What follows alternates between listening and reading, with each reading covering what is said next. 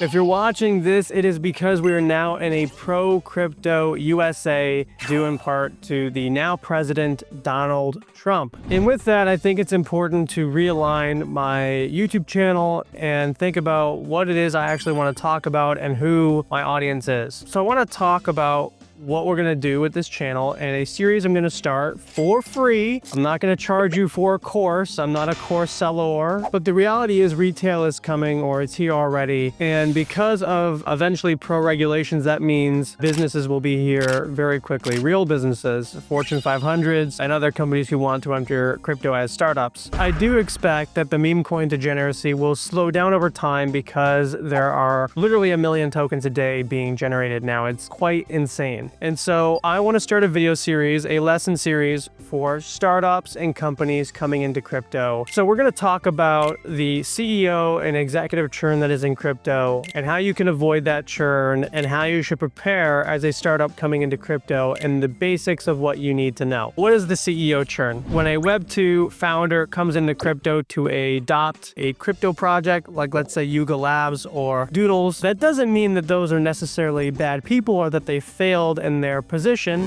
It has to do with burnout and churn. So here's what you need to look out for and need to understand if you are running a crypto startup. It is something that we work on here at our company, and a lot of our advisory half the time is training founders on how to deal with the industry because it is extremely bipolar. The first lesson is to watch the meme coin trenches aggressively. You can do this through Moonshot if you're new, or Slingshot. By the way, they are a client, disclaimer. Slingshot if you're new. I'll leave links on what you should be looking at and who you should be learning from and why. The second thing you should know is you need to follow 3 rings of influence and then make a sentiment chart for yourself every week. The investor, the speculator, and the drama creator. Because these 3 types of creators on crypto Twitter create the overall sentiment in the market, but generally the sentiment is played out by larger macro influences like the stock market, like FOMC meetings. But sentiment plays a large role in daily volumes. The investor is going to be someone who gives you more of a macro take. This is someone who is a terrible video creator, but is a relatively good poster. The next is going to be like the intelligent speculator. This is someone who is really good at writing threads that opine on the state of the market. The reason they're writing it is because they feel something in the market at that period in time, and you should note that as a marker on your internal data. And the last is the drama creator. Someone who probably doesn't know a lot about the market, but they're really good at driving attention, and they have the verbal and the visual expression of how the market feels internally, like psychologically. The next thing you should do is spend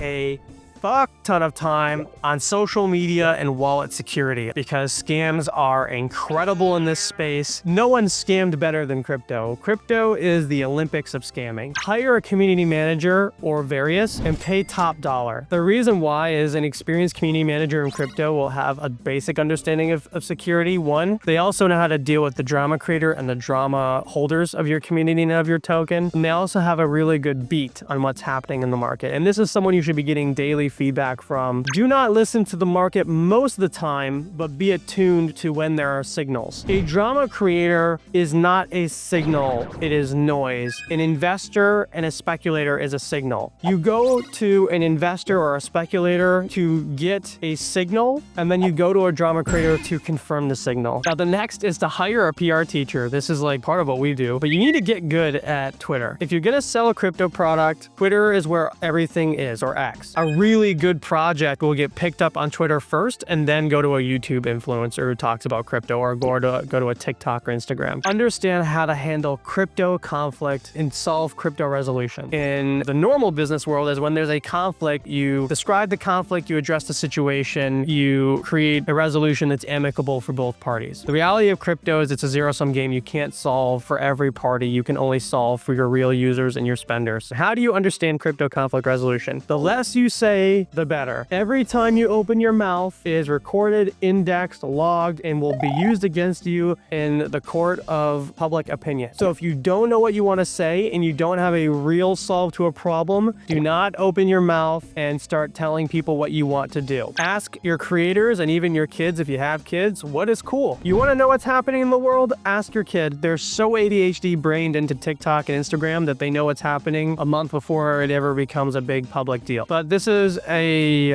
welcome video. Welcome, founder. I want to teach people how to not get fucked in the crypto world and still build an actual product. Good luck on your journey. You're about to have a lot of stress, and I have less hair than me, and that's it. Bye-bye.